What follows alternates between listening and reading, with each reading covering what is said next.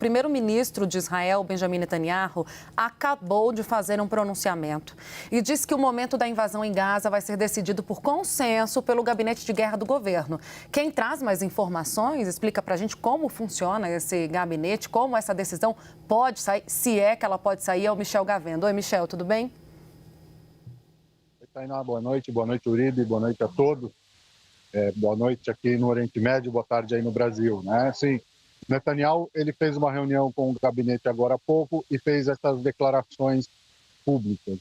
A primeira vez ele disse que vai ter que responder pelo que aconteceu naquele dia 7 de outubro, não chegou a assumir responsabilidade, mas disse que em algum momento terá que responder pelo ataque surpresa do Hamas. Ele disse que a invasão terrestre vai ser definida por consenso. Ele não citou a ONU, não citou resoluções da ONU. Esse consenso que ele fala é principalmente entre o gabinete de guerra e o comando militar. O gabinete de guerra é formado por ministros. Ele montou esse gabinete de emergência durante a guerra e incluiu também gente, né, políticos da oposição, uma oposição muito forte a ele. Ele vivia antes da guerra uma oposição muito forte, principalmente por acusações de suborno, por acusações de corrupção. Ele não chegou a ser condenado, mas havia uma forte crise dentro de Israel. Então, esse gabinete de guerra reuniu a oposição também e colocou Netanyahu no comando da guerra. Ele disse que a invasão terrestre vai ter que ter consenso com o gabinete de guerra e também a questão internacional, porque os Estados Unidos e outros países pressionam não só pelo alívio da situação humanitária na faixa de Gaza, como também querem reforçar algumas posições militares, inclusive no Oriente Médio. Algumas bases dos Estados Unidos foram atacadas no Iraque e no Iêmen. Então, há essa preocupação dos Estados Unidos e outros países reforçarem também suas defesas no Oriente Médio. E uma invasão terrestre certamente provoca uma reação também em outros países, né, fora daqui da região de Gaza e de Israel. Netanyahu também repetiu que os civis que estão no norte da faixa de Gaza devem sair da região e se dirigirem ao sul. É mais uma indicação de que Israel deve entrar na faixa de Gaza em algum momento na parte norte do território controlado pelo Hamas. Netanyahu fez outra declaração importante, aqui agora mais interna e também que mostra o grau de preocupação e o grau de tensão dentro de Israel. Ele incentivou os civis de Israel a portarem armas. As leis de licenças de armas foram relaxadas agora desde o início da guerra, porque o exército e a polícia estão ocupados com os conflitos no norte, em Gaza, também na Cisjordânia. Então, as leis foram relaxadas e ele incentivou os civis a tirarem porte de arma e passarem por treinamento. Isso também mostra que dentro de Israel, todas as cidades, voluntários, as polícias municipais também estão fazendo patrulhas nas entradas da cidade, continuam as barricadas, ou seja, os postos de checagem, todo mundo que entra e que sai da cidade é verificado para ver se não há algum tipo de tentativa de ataque terrorista. Então, a situação, nesse momento, Netanyahu não deu uma resposta certa, é o que o mundo espera por essa invasão terrestre, mas ele disse que isso virá quando houver consenso e que ele não daria mais detalhes, claro, nessa declaração em público. Tainá e Uribe. A gente viu, inclusive, Michel, uma mudança de postura dos Estados Unidos. Os Estados Unidos, inicialmente, tinham dado toda a carta branca para Benjamin Netanyahu, mas ontem já tiveram um posicionamento de que talvez não seja o melhor momento para a incursão terrestre. A gente estava vendo no Brasil Meio-Dia uma entrevista de uma mulher brasileira, que vive em Israel, com uma preocupação muito latente em relação ao Hezbollah, Michel. Ela dizia: o Hamas entrou em Israel, fez reféns e matou pessoas. Você tem sentido essa preocupação também do Hezbollah? Apesar de que o Hezbollah não tem esse tipo de tática, o Hezbollah costuma atacar com mísseis, é um outro tipo de tática de guerra. Mas você tem sentido um pouco de trauma da população israelense de que se repita o que foi feito pelo Hamas em uma entrada terrestre?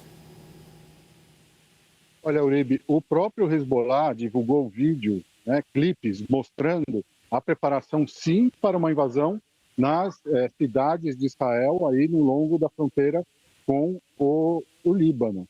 O Israel, nos últimos anos, também construiu um muro de separação. A fronteira era aberta, havia somente patrulhas do exército. Israel construiu um muro e também, há 4 anos atrás, Israel tampou túneis que o Hezbollah vinha construindo. A exemplo do que o Hamas fez também há uns anos atrás, o Hezbollah também construiu túneis para entrar e tentar invadir território israelense. Então, o que se diz é que existe uma força do Hezbollah. O Hezbollah é 10 vezes mais forte que o Hamas, mais bem equipado e financiado, são combatentes com mais experiência. Então, há sim essa preocupação muito grande com o Hezbollah. O Hezbollah também tem 100 mil mísseis nessa avaliação, nessa estimativa dos especialistas aqui. O Hezbollah também tem outras capacidades, tem mísseis teleguiados, tem armas antitanque mais potentes, tem mais capacidade. Então, existe essa preocupação, sim. O Hezbollah mais forte, o Hezbollah se colocou ao lado do Hamas. A gente viu que o líder do Hezbollah se encontrou, pela primeira vez nessa guerra, ele se encontrou com líderes palestinos, de grupos palestinos que também atuam no sul do Líbano, disse que o inimigo conjunto é Israel e que o Hezbollah vai continuar também nessa guerra. Israel já tomou as medidas, tá? Um exemplo do que fez na faixa de Gaza, depois do ataque do Hamas no dia 7 de outubro, também a fronteira norte, todos os moradores no raio de 5 quilômetros dentro do território de Israel também foram retirados. São 120 mil pessoas que foram retiradas de suas casas em Israel por medo de invasão terrestre também no norte do país. Michel, Israel anunciou hoje que impediu uma nova tentativa de invasão do Hamas. Mergulhadores do grupo tentaram entrar pelo território israelense pelo mar. Vamos falar agora, Michel, sobre esse ponto, então, esclarecer melhor para quem nos está assistindo o que aconteceu? E essa não foi a única surpresa do dia, não. O Hamas conseguiu disparar da faixa de Gaza mísseis na direção da cidade de Eilat, que fica no extremo sul de Israel. Era uma região que até agora não havia sido atingida. Lá tem muita gente também, das pessoas desabrigadas da faixa de Gaza foram levadas para essa cidade, que fica ali no Golfo do Mar Vermelho, a fronteira entre Israel, Jordânia e o Egito. E é turística, Hamas... Michel. Eu já estive em Eilat, é bem no Mar Vermelho, na divisa com a Jordânia e com o Egito, né? Tem bastante hotel turístico lá. Exato, é uma cidade que vive do turismo, é um balneário, tem um lugar conhecido no mundo inteiro também pelo mergulho e pelos hotéis e pela vida noturna. Então, o Hamas conseguiu disparar contra Eilat, foi uma surpresa. E esse ataque também por mar ao norte da faixa de Gaza também foi mais uma surpresa para Israel. Segundo aqui o Exército, esses mergulhadores do Hamas, esse comando naval, saiu por um túnel em uma praia da faixa de Gaza e de lá entrou no mar e tentou invadir parte do território de Israel, ali numa região chamada Ziquim. Tem uma base militar e também tem ali comunidades, vilarejos, kibbutz, de pessoas que moram lá. Toda essa invasão, esse temor da invasão durou mais ou menos 5 horas ontem. As pessoas que moram na região também foram orientadas a ficar dentro de casa, a não sair. E, segundo Israel, a gente vê nas imagens também, duas patrulhas, pelo menos da Marinha israelense, conseguiram neutralizar e mataram pelo menos 2 mergulhadores do Hamas que estavam tentando invadir o território de Israel. Não foi a primeira vez. Na verdade, no dia 7 de outubro, segundo a Marinha israelense, que também divulgou imagens, também houve uma tentativa de invasão por mar. Mas até agora, depois, no decorrer da guerra, é a primeira vez.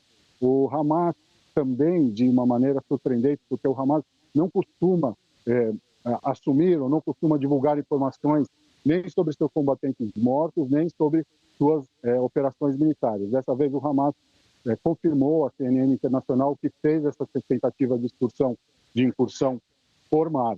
Então, mais um elemento aí nessa guerra que já de 19 dias e que cada dia entra mais um elemento, mais uma tentativa, mais armas e mais sofrimento também para a população civil.